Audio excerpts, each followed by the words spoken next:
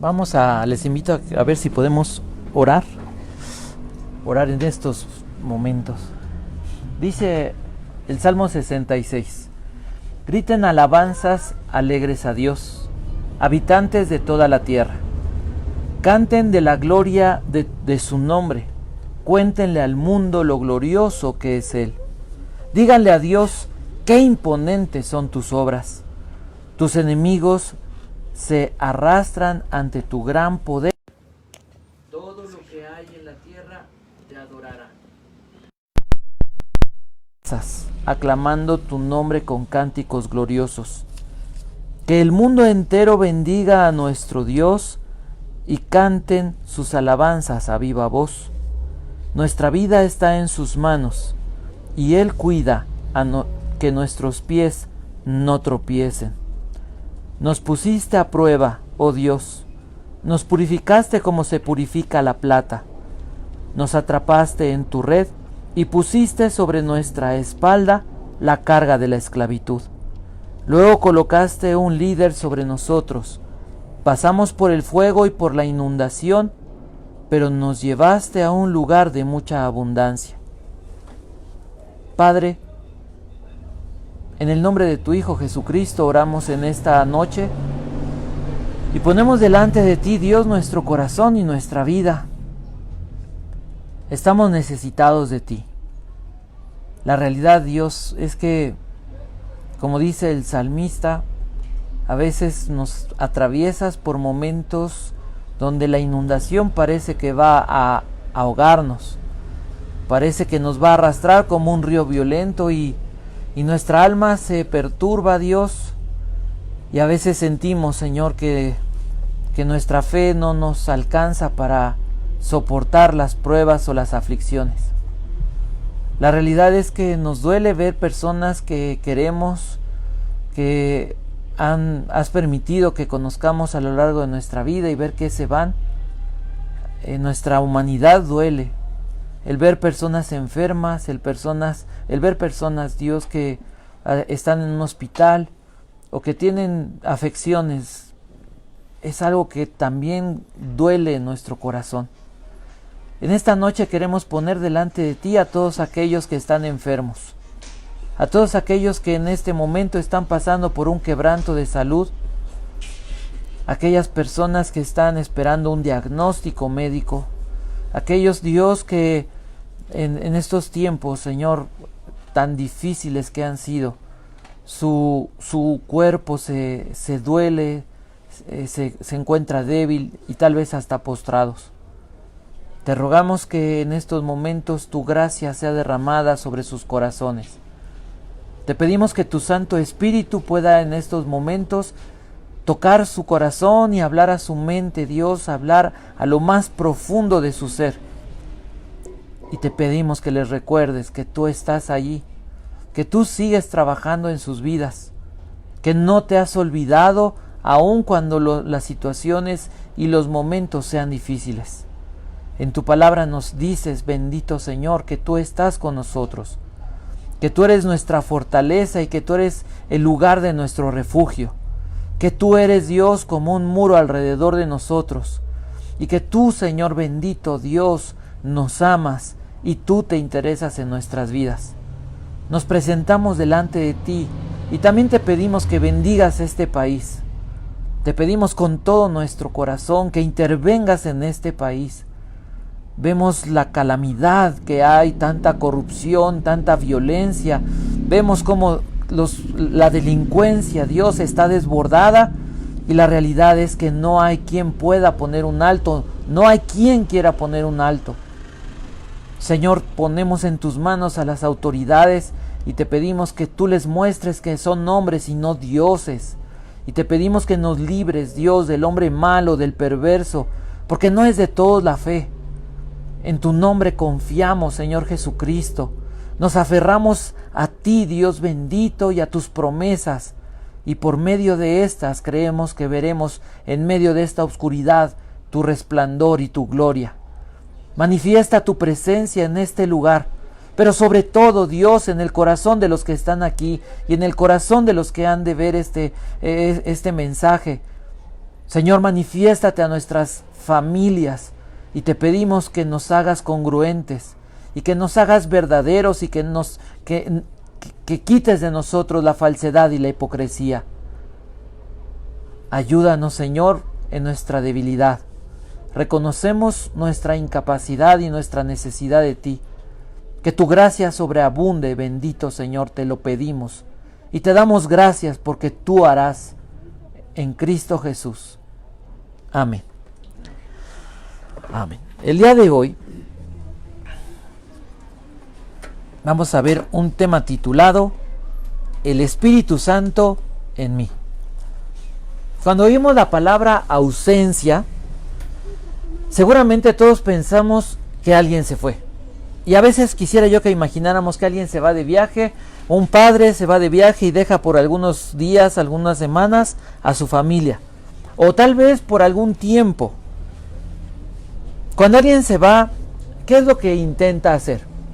Intenta dejar todas las instrucciones, intenta dejar recordatorios para que no se olviden de las instrucciones específicas de lo que hay que hacer.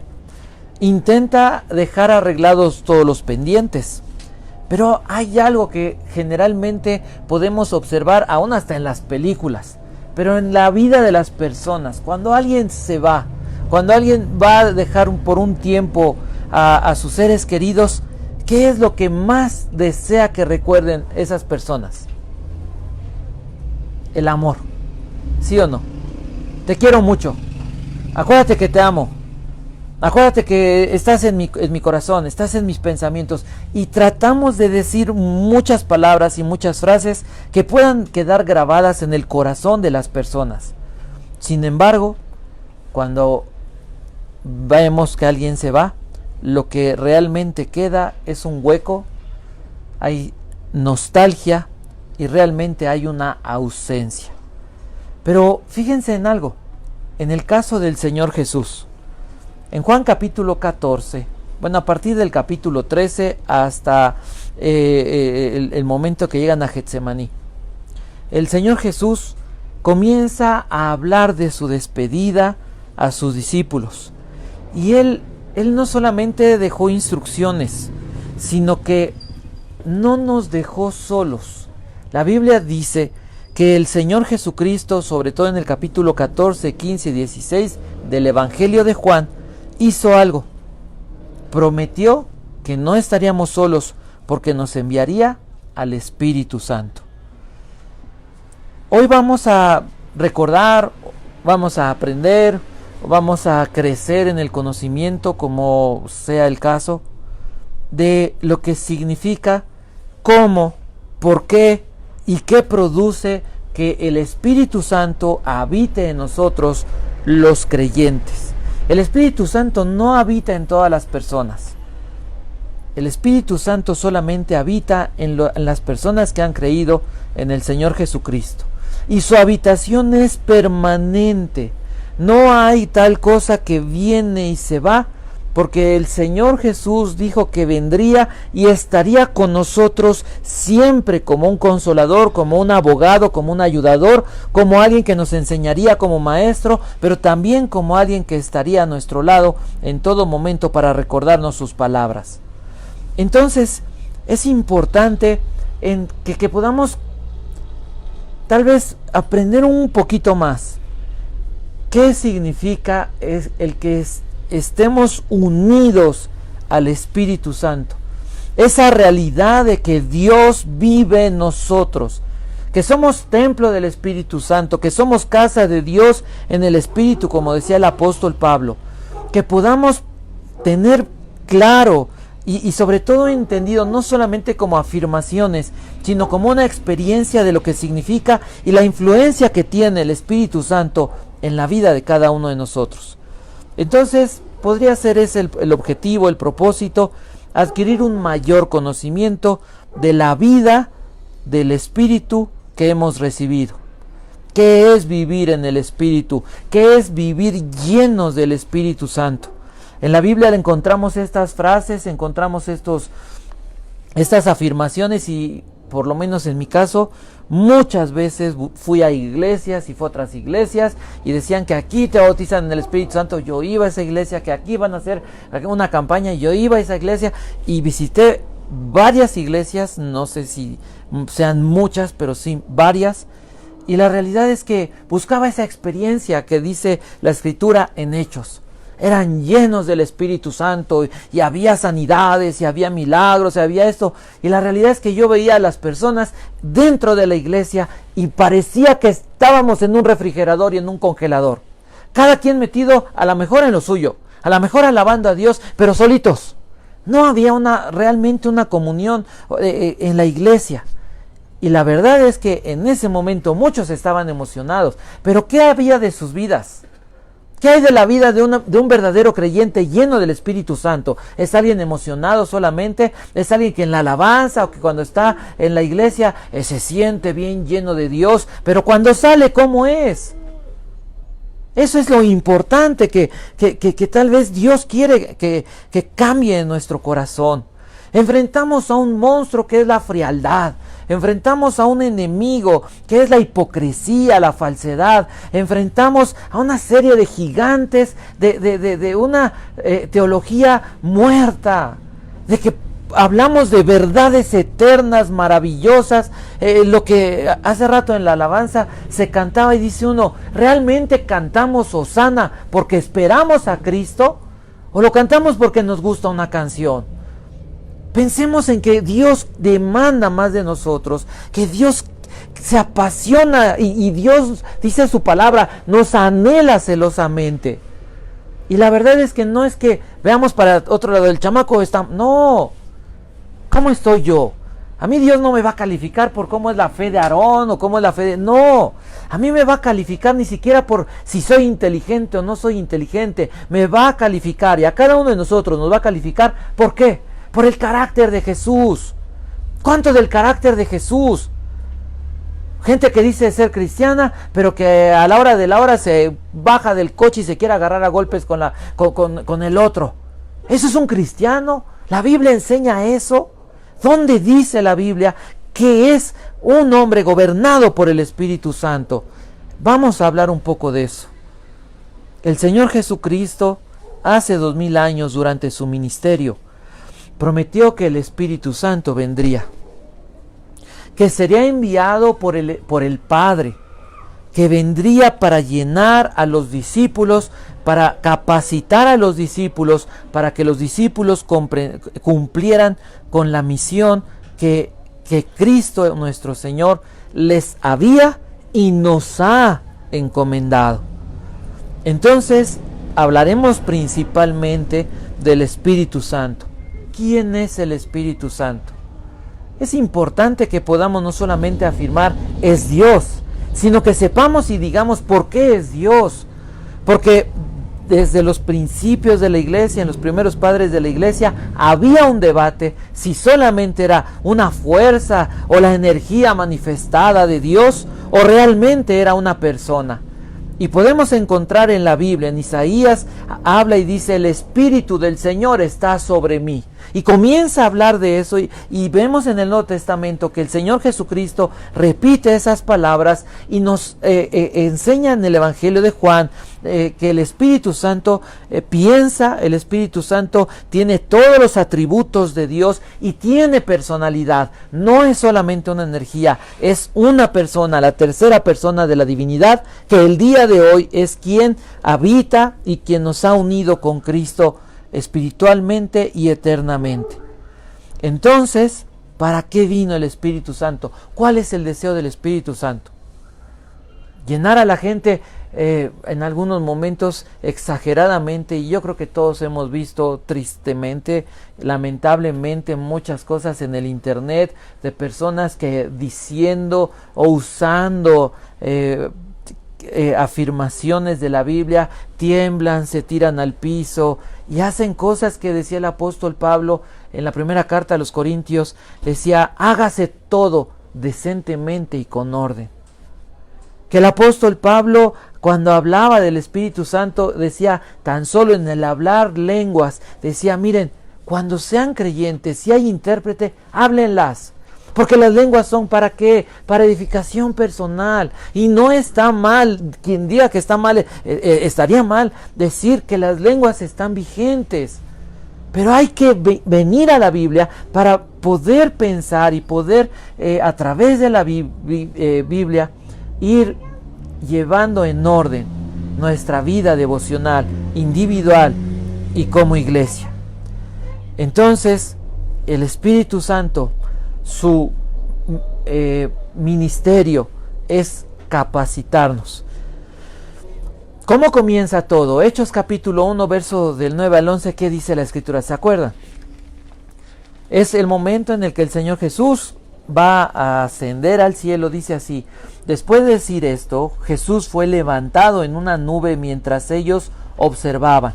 ¿Quiénes ellos? Los discípulos. Hasta que ya no pudieron verlo.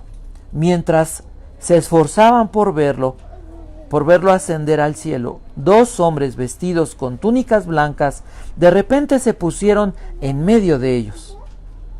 Hombres de Galilea, les dijeron, ¿por qué están aquí parados mirando al cielo? Jesús fue tomado de entre ustedes y llevado al cielo, pero un día volverá del cielo de la misma manera en que lo vieron irse. ¿Qué está relatando estos dos versos? El momento en el que ¿qué? El Señor Jesucristo asciende al cielo. ¿Qué sucedió? Aparecen dos hombres, creemos dos ángeles, y comienzan a decirle a las personas que un día, así como vieron que se iba el Señor Jesucristo, un día regresaría de la misma manera. Así como fue llevado y fue cubierto por una nube de gloria, de la misma manera dice la Biblia que va a regresar en las nubes, hablando de la gloria que ha de manifestarse. Ahora, ¿qué significa eso para nosotros? ¿Qué significa para mí que Jesús se haya ido y que haya una promesa? En primer lugar, yo diría, y cada uno tendría que contestar en su corazón, ¿qué significa eso? Pensar que Jesús fue al cielo significa que Jesús inauguró o abrió la puerta del cielo. ¿Para quiénes? Para todos aquellos que Él les prometió que si creían en Él les daría vida eterna. Entonces quiere decir que el cielo está abierto. ¿Para quién? Para mí. ¿Qué más puedo pensar de eso? Que se garantiza, se garantiza que todas las promesas hechas en la palabra de Dios tienen un cumplimiento cierto. Se va a cumplir la palabra de Dios. ¿Qué quiere decir esto? Que yo tengo que venir a la Biblia y aprender a estudiar la Escritura. ¿Para qué? Para que no invente yo doctrinas, para que no sea engañado por doctrinas y de repente yo esté lleno de confusión por no conocer la Biblia e ir de un lado para el otro. Dice Santiago, cuando una persona está así en su corazón, que es como la ola del mar que va de un lado al otro, esa persona va a ser inestable en todos sus caminos. La realidad, ¿qué es lo que está pasando en nuestras vidas? Ahora, ¿dónde está Jesús? Dice la carta a los Efesios que está sentado a la diestra del Padre. Eso quiere decir que ¿qué? Que está en el lugar de más alto, de mayor eminencia, de más alto, el lugar de más alta autoridad. Y entonces, ¿por qué decimos que Jesús debe venir a nuestro corazón? Si Jesús está en el cielo. Bueno, aunque tenemos que hacerlo más profundo, acuérdense que Dios es omnisciente, omnipresente y omnipotente. Y aunque podríamos decir está a la diestra del Padre, su presencia que inunda todo lo que existe, está presente espiritualmente entre nosotros y en nosotros.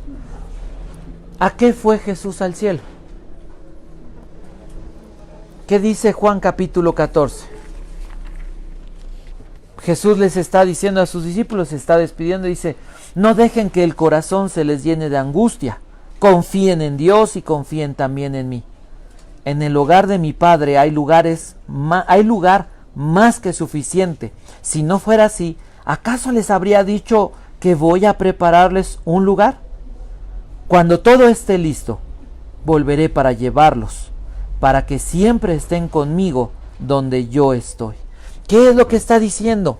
Que Jesús fue al cielo ¿a qué? A preparar un lugar para los que le aman.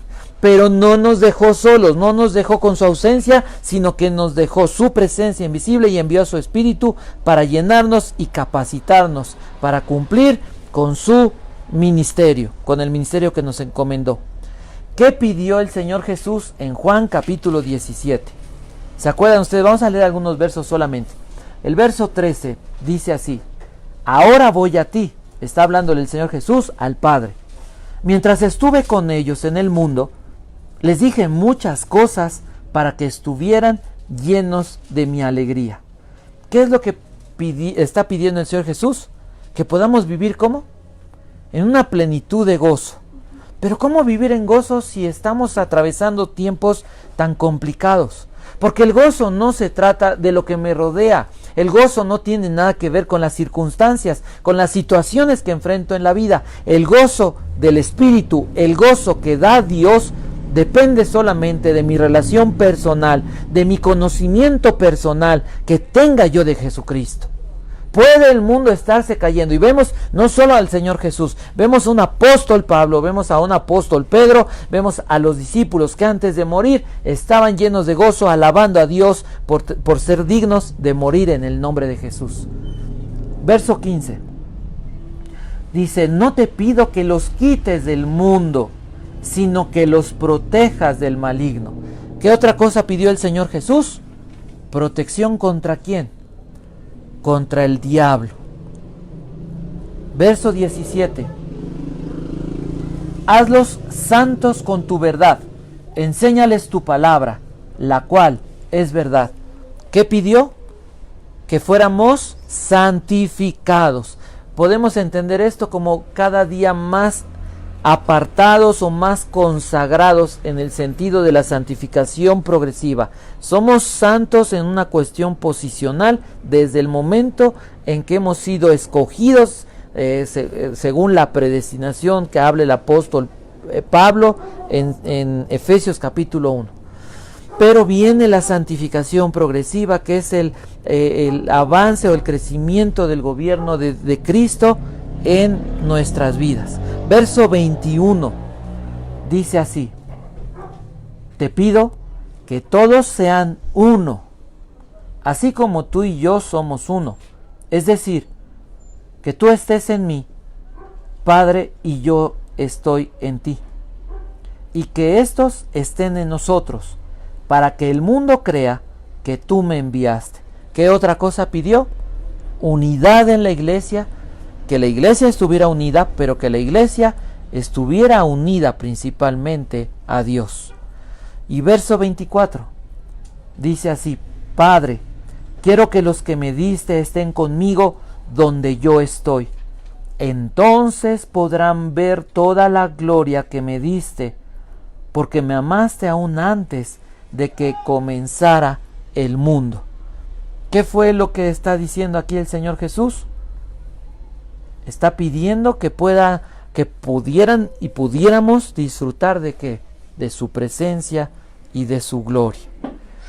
Ahora entonces, todo esto es el preámbulo para que venga el Espíritu Santo. Juan capítulo 14, verso 26 y verso 16 y verso 26. Dice así: y yo le pediré al Padre, y Él les dará otro abogado defensor, quien estará con ustedes para siempre. Está hablando el Señor Jesús a sus discípulos sobre la promesa del Espíritu Santo. ¿Qué dijo? Jesús le pediría al Padre que enviara ¿a quién? Al Espíritu Santo como un abogado defensor.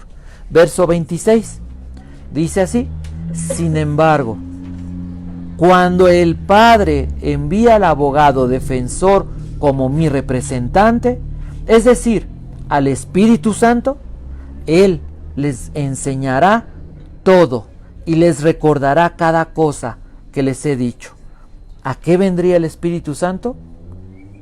A enseñar y a recordarnos las palabras del Señor Jesucristo. Ahora entonces, vamos a primera carta a los Corintios, en el capítulo 12, verso 3.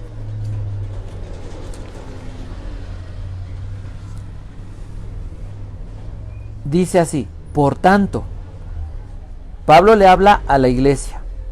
Quiero que sepan que nadie que habla por el Espíritu de Dios maldice a Jesús. Y nadie puede decir que Jesús es el Señor, excepto por el Espíritu Santo. Entonces, ¿cómo se reconoce a una persona que es creyente? Una persona en la que vive el Espíritu Santo. Una persona que está siendo guiada y enseñada por el Espíritu Santo. ¿Qué dice el apóstol Pablo? Somos personas que podemos afirmar el señorío de Cristo, pero no en el mundo solamente. Jesús es el Señor. ¿Dónde comienza el señorío de Cristo? Debe comenzar ¿en dónde? En nuestros corazones. Cuando yo digo que Jesús es el Señor de mi vida y estoy viviendo en congruencia a eso, puedo entender y se puede ver que soy una persona guiada por el Espíritu Santo. Vamos a Romanos, capítulo 8, verso 9. Dice así: pero ustedes no están dominados por su naturaleza pecaminosa, son controlados por el Espíritu, si el Espíritu de Dios vive en ustedes. Y recuerden que los que no tienen el Espíritu de Cristo en ellos, de ninguna manera pertenecen a Él. Entonces, ¿qué es lo que dice en este pasaje?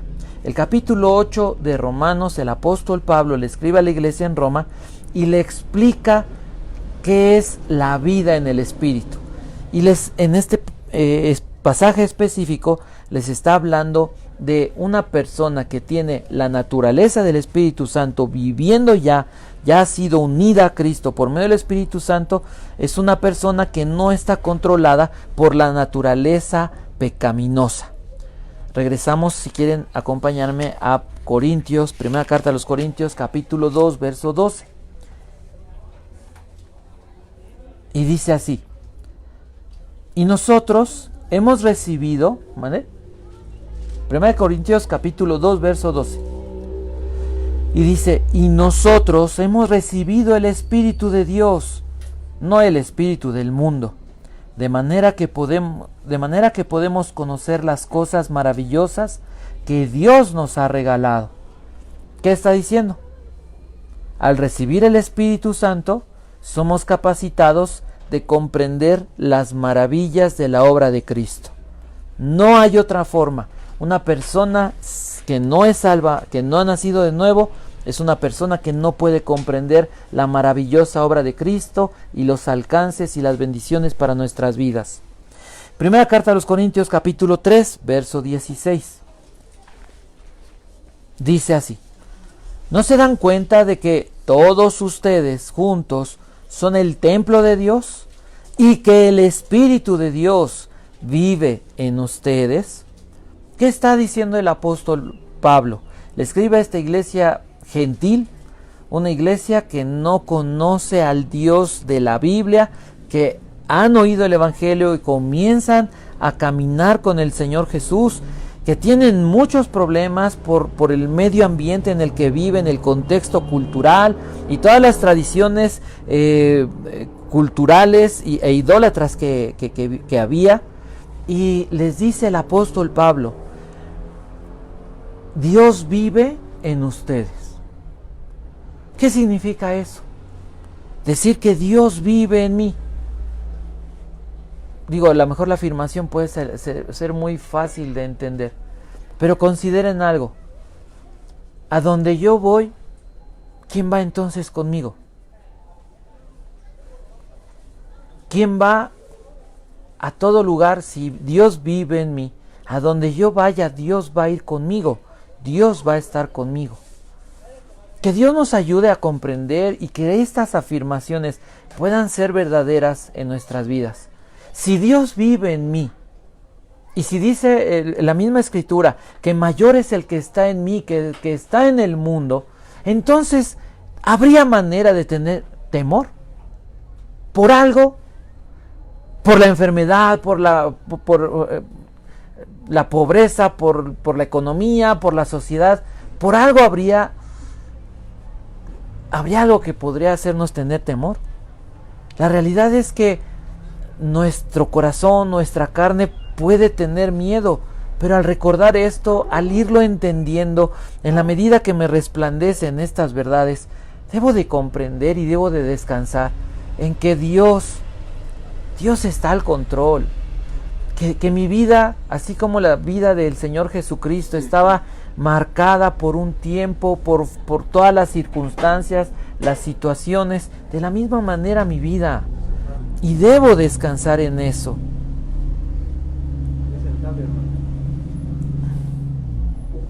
Sin embargo, a pesar de todas estas afirmaciones, creo que bastantes versos hemos leído.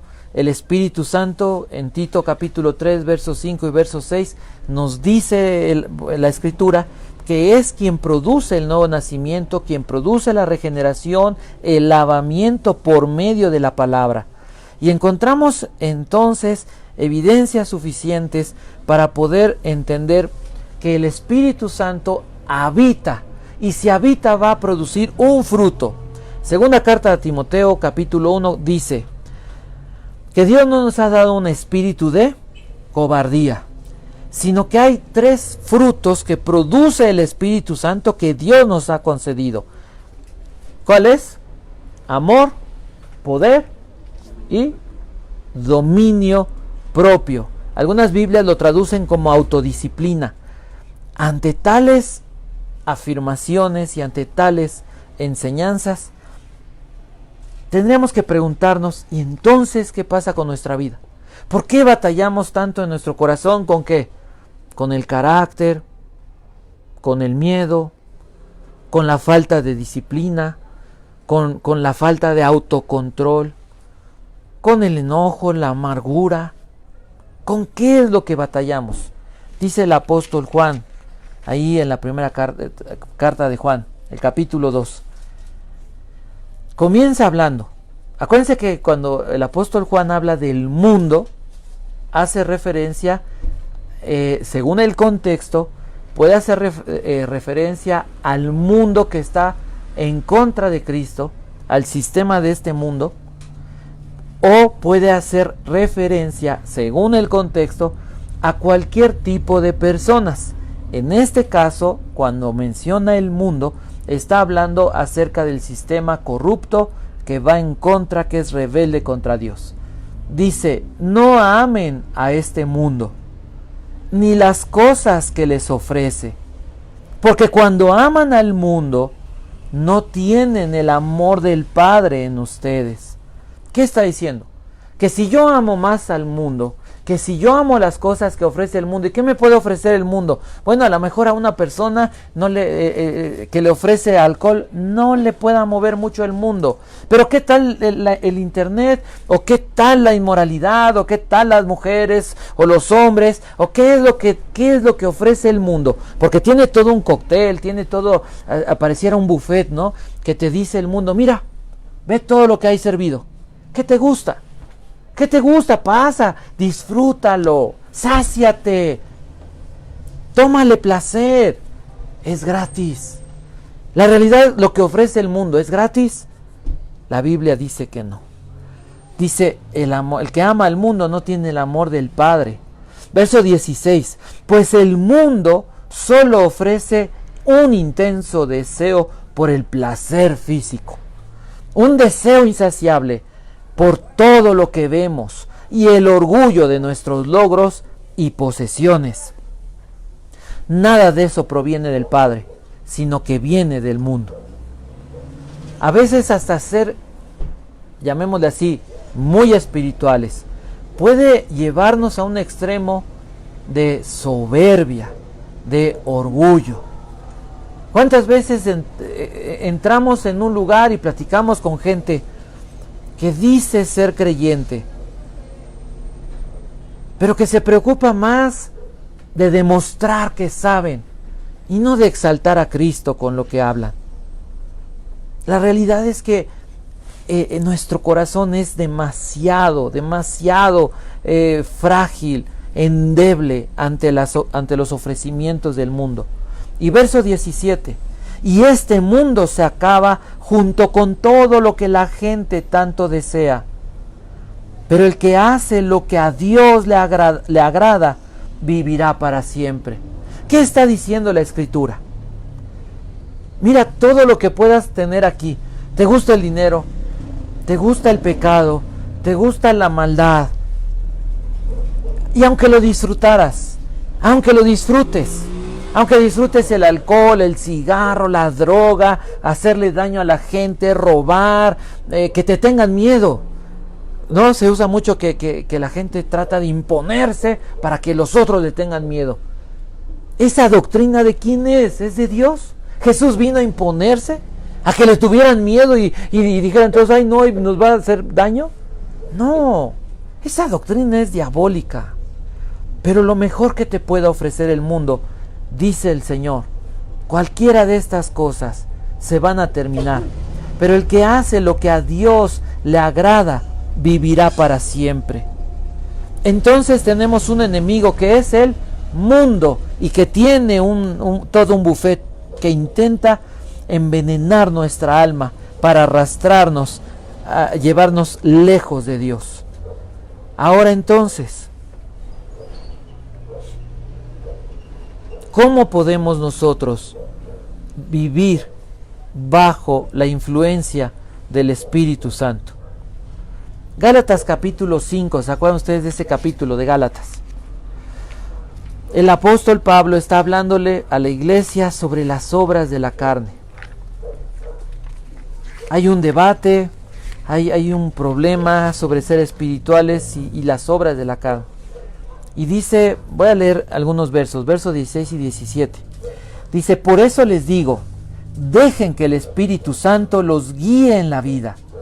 Entonces no se dejarán llevar por los impulsos de la naturaleza pecaminosa. A ver, dice, puedes dejarte llevar por dos tipos de impulsos. Por el de la naturaleza pecaminosa o por el del Espíritu. ¿Qué es lo que aconseja Dios? ¿Qué es lo que manda el Espíritu Santo? Déjate guiar por el Espíritu y no por esos impulsos. Verso 17. La naturaleza pecaminosa desea hacer el mal. ¿Qué dice? La naturaleza pecaminosa, ¿qué? Desea el mal. O sea, sí hay una lucha. Le está hablando a creyentes, sí hay una lucha. O sea, ¿a quién no le gusta más a lo mejor quedarse otro ratito, otra hora más en la cama en vez de pararse a orar? ¿A quién no le gustaría más así de fácil? Hablemos entre creyentes. ¿Qué es más fácil? ¿Que alguien quiera lavar los baños o estar en un púlpito? ¿No? ¿Qué es más fácil? ¿Ir a predicar a la calle o pedir el púlpito? ¿Por qué? Pues que no de las dos formas sirves a Dios, pero de una manera que me siento a gusto, me siento bien, me ven las personas, y si a alguno le gusta que lo reconozcan, pero en el baño, ¿quién te reconoce? Y en la calle, hasta monedazos te avientan. Es fácil predicar en una iglesia, ¿no? Bueno, lo único difícil es que hay veces hay muchos criticones, pero bueno, fuera de eso, fuera de eso podríamos pensar que es más fácil. Es más fácil. Tienes a las personas sentadas, cautivas, hablas y a lo mejor ni te entienden nada, se van a su casa y dicen, pues no me gustó, sí me gustó el mensaje. ¿Qué es lo que nos controla? ¿Y qué nos debe de controlar? El Espíritu Santo. Una persona llena del Espíritu Santo va a buscar glorificar al Señor. Y para terminar, Santiago capítulo 4. Hablando de esa batalla. Porque a final de cuentas, si lo entendemos o no lo entendemos, es una realidad. Tenemos una batalla diaria y en cada momento. Se te cierran en el tráfico, se te cierra una moto, se te cierra un coche y ¿qué piensas? ¿Qué pasa? Te ríes. Ah, jaja, jaja, se me cerró. Jaja. No. Hay una batalla. Hay una guerra en nuestro corazón, la codicia, el egoísmo, el orgullo. Nos amamos demasiado, nos amamos a nosotros mismos, queremos primero nosotros y después los demás. Mientras no esté en peligro mi primer lugar, lo demás no me interesa. Dice Santiago capítulo 4, ¿qué es lo que causa las disputas y las peleas entre ustedes? ¿Dónde está la guerra? ¿Acaso no surgen los malos deseos que combaten en su interior? Desean lo que no tienen. Entonces traman y hasta matan para conseguirlo. Envidian lo que otros tienen, pero no pueden obtenerlo. Por eso luchan y les hacen la guerra para quitárselos. Sin embargo, no tienen lo que desean. Fíjense, habla de toda una guerra. ¿Dónde comienza la guerra? En el corazón de uno. ¿Contra quién es la guerra? Contra todos. El que tiene más, el que tiene lo que yo no tengo, la inconformidad. ¿De qué? De todo. No estamos conformes con nada. Vemos lo que no tenemos. Deseamos lo que no tenemos. Estoy pendiente de lo que otros hacen. ¿Y qué tengo que andar viendo a otros lados si la Biblia lo que me dice es: esto es entre tú y Dios? Y dice, y entonces, como eres insaciable y como tienes una guerra en tu corazón y no hay paz, porque el único que puede traer paz es Cristo, el príncipe de paz, y solo la produce en la medida que yo paso tiempo con Él, entonces comienzo a pelear con la gente. Entonces comienzo a discutir con los demás. Entonces me caen gordos todos. Entonces no puedo tener amigos. Y entonces digo, todos están mal. Eso es lo que dice la Biblia. Y dice, y sabes, no lo vas a lograr. No vas a recibir y no vas a alcanzar lo que tanto estás codiciando. ¿Por qué? Porque no se lo pediste a Dios. ¿Dónde termina entonces la guerra? ¿Y dónde comienza la paz? ¿Dónde termina la codicia? ¿Dónde terminan esos deseos pecaminosos, esas pasiones? Cuando yo comienzo a orar a Dios. Cuando yo vengo a Dios y le digo, tengo un corazón insaciable. Tengo un corazón podrido. Tengo un corazón que se queja, que envidia. Y lo que cada uno sea, lo que cada uno tenga en su corazón. Y mira, sinceramente, si nos sentimos tan buenos que decimos, Señor, híjoles, yo no sé si hoy pequé, pero por si acaso perdóname. Mira, si tan buenos nos sentimos, ¿sabes qué? Dile a Dios, ni siquiera siento culpa, ni siquiera siento, no me redarguyes. Háblame, convénceme de pecado. ¿Por qué? Porque el pecado es una realidad, porque la lucha de la que estamos hablando es diaria. Diario, la carne diario me quiere asesinar, el diablo diario me viene a atormentar y viene a tratar de afligirme, de robarme la mirada. Diario enfrento esta lucha y el pecado me va alejando de Dios cada momento, y cuando veo así como me estoy moviendo y voy a desaparecer de la cámara, un día ya estoy lejos de Dios. ¿Se han sentido vacíos? Sinceramente, ¿se han sentido lejos de Dios, fríos? Les digo una cosa, cada mañana esa es la primera batalla.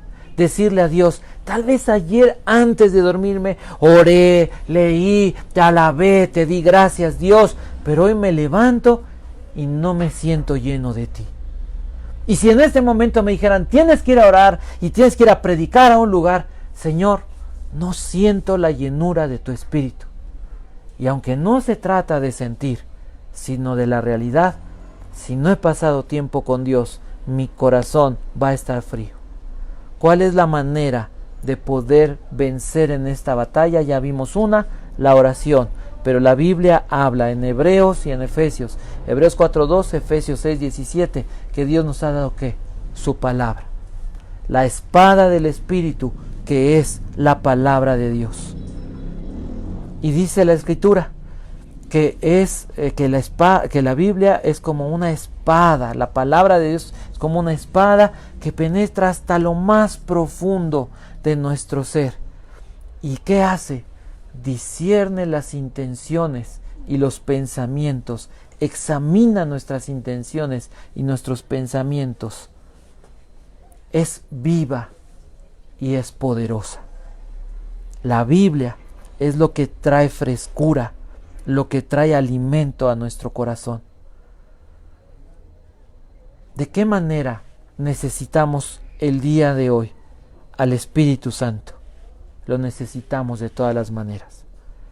Lo necesitamos para tomar decisiones, lo necesitamos para convivir. El centro de esta convivencia, sí, bendito Dios por la vida de los hermanos, de los anfitriones, que el cafecito, que la plática, y es hermoso, y eso es parte de la iglesia. Pero si el centro de esto no es Jesús, si el centro de esto, miren, no tiene caso, no tiene caso. Vámonos a nuestras casas, vámonos al cine, vámonos a dormir. Porque lo importante es que nosotros podamos buscar a Dios en medio de la iglesia, en medio de la asamblea y oír.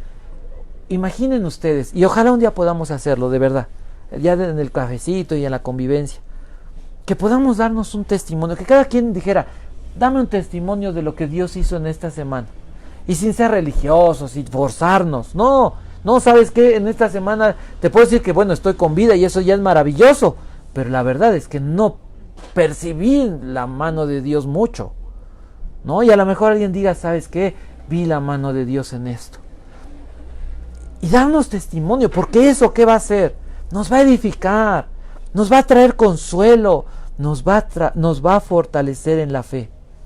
Vamos a cerrar nuestros ojos. El día de hoy, nuevamente vemos que Dios es real, que Dios está vivo, que Dios está presente, pero no a nuestro alrededor solamente, sino que Dios está presente en nuestro corazón. Dios, a través de su palabra, manifiesta su verdad y su realidad, manifiesta su poder y su vida. Dios, a través de su palabra, va tomando cada vez más influencia, gobierno sobre nuestras vidas. El Señor Jesús dijo, recibirán poder. Recordemos eso. ¿Necesitas el Espíritu Santo? Pregúntate, ¿necesito influencia de Dios? ¿Necesito el gobierno de Dios? ¿Necesito el poder de Dios para transformarme, para llenarme, para que haya un avivamiento en mi vida? Jesús dijo, recibirás poder. El Espíritu Santo está en nosotros. El Espíritu Santo mora en nosotros. Ya tenemos poder. Ahora debemos buscar permanecer llenos, estar siendo capacitados por el Espíritu Santo. Dios, a través de su palabra, ahí en el libro de Isaías, en el capítulo 55 dice así: ¿alguien tiene sed? ¿Alguien tiene sed? Dios te pregunta y Dios me pregunta, ¿hay alguien aquí que tenga sed? Y la respuesta es, venga y beba. Venga y beba de esa fuente de vida. Fíjense cómo dice, aunque no tenga dinero, vengan, tomen vino o leche. Es todo gratis. ¿Por qué gastar su dinero en alimentos que no les dan fuerzas? ¿Por qué gastar tus recursos en cosas que no te edifican, que no te alimentan, que no te acercan a Dios?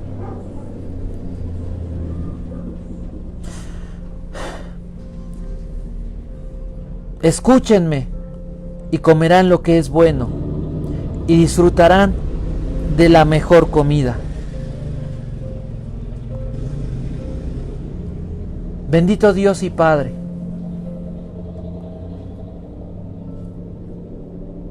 Si tú sientes esto, ora conmigo. Haz esta oración personal. Hazla tuya.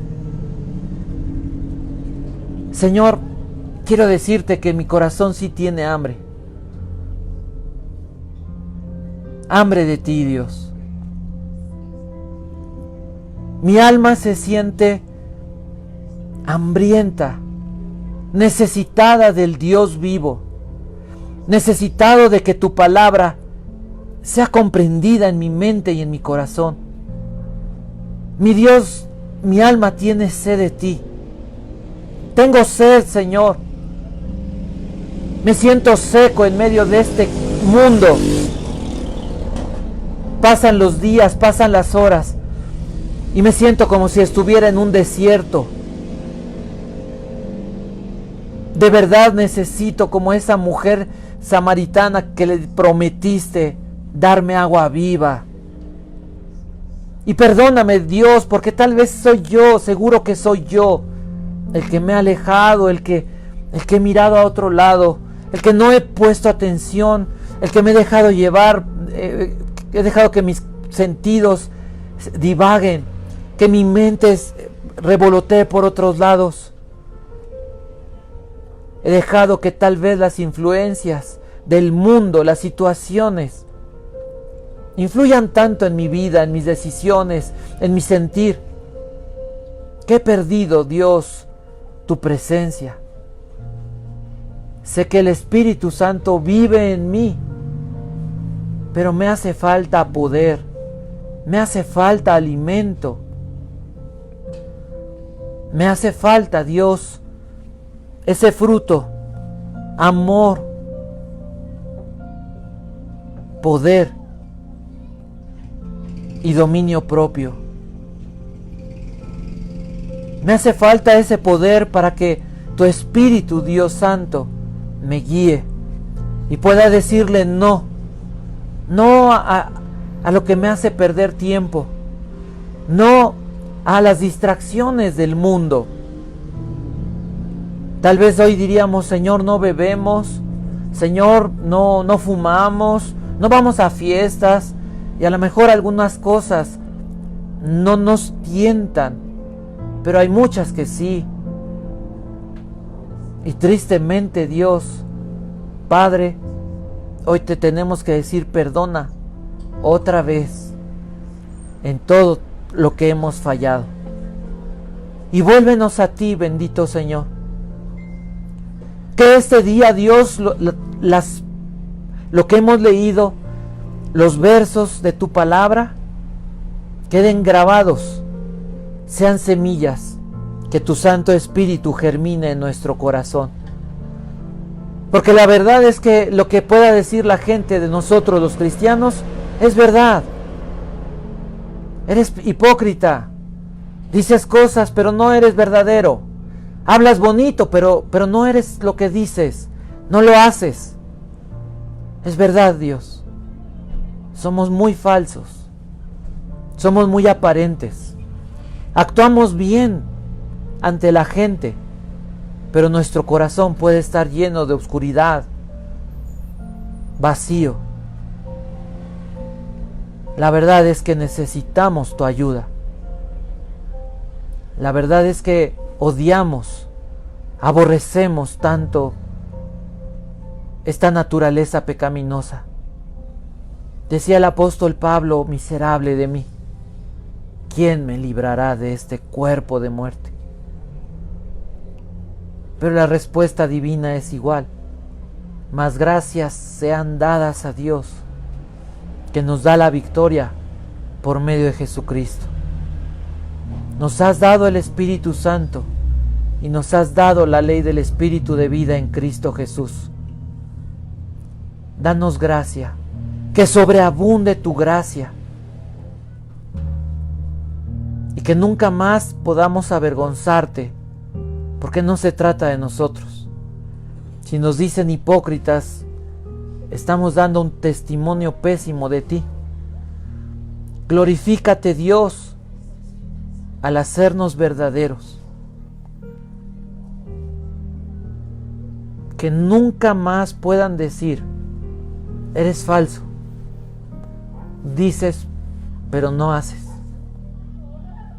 No haces lo que dices. Tú no eres ningún ejemplo. Tú no eres nadie a quien podamos seguir. Perdónanos. Y comienza tu obra. Porque no se trata de nosotros. Se trata de ti, Señor. Porque la gloria es para ti. Porque reconocemos que de lo vil y menospreciado nos sacaste. Que no éramos nada y nos convertiste en tus hijos. Pero seguimos siendo vasos de barro y seguimos creyendo que la excelencia del tesoro no es de nosotros, sino que es de Dios.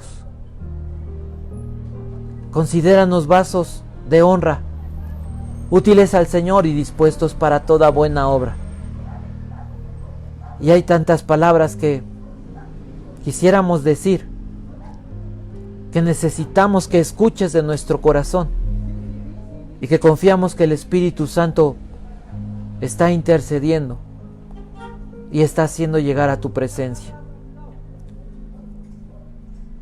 No dejes, Dios, que te avergoncemos, porque no es lo que queremos para nuestro Señor. Queremos que la gloria de Cristo resplandezca a través de nuestras vidas. Exprésate a través de nosotros, Señor. En el nombre de Cristo Jesús. Gracias te damos porque tú obrarás. Gracias. En el nombre de Jesús. Amén. Vamos a terminar. ¿Sí? Que Dios les bendiga, hermanos, allá en casa. Que Dios los bendiga. Si pueden darle like y compartir. Es necesario que sigamos conociendo más a nuestro Señor. Gracias.